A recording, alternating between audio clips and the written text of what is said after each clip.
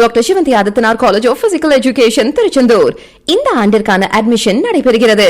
தமிழ்நாட்டில் இன்று 4 மாவட்டங்களில் அதி கனமழைக்கு வாய்ப்பு உள்ளதாக சென்னை வானிலை ஆய்வு மையம் அறிவித்துள்ளது.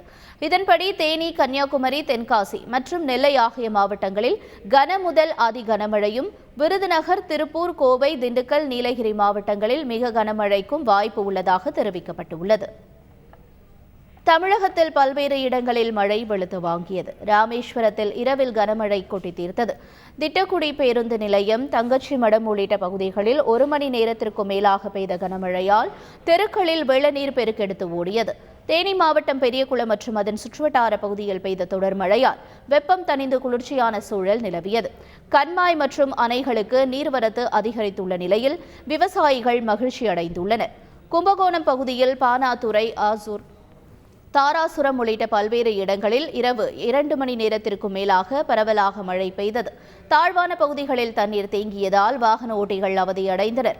கிருஷ்ணகிரி மாவட்டம் சூளகிரி மற்றும் அதன் சுற்றுவட்டார பகுதிகளில் 4 மணி நேரத்திற்கும் மேலாக கனமழை பெய்தது. இதனால் தாழ்வான பகுதிகளிலும் சென்னை பெங்களூரு தேசிய நெடுஞ்சாலையிலும் மழை நீர் பெருக்கெடுத்து ஓடியது. வறண்டு காணப்பட்ட நீர்நிலைகள் தொடர்மழை காரணமாக வேகமாக நிரம்பி வருகின்றன. Doctor Sivanthi Adithanar college of physical education Tiruchendur admission என்கொயரிக்கு கீழே உள்ள லிங்கை கிளிக் செய்யவும்.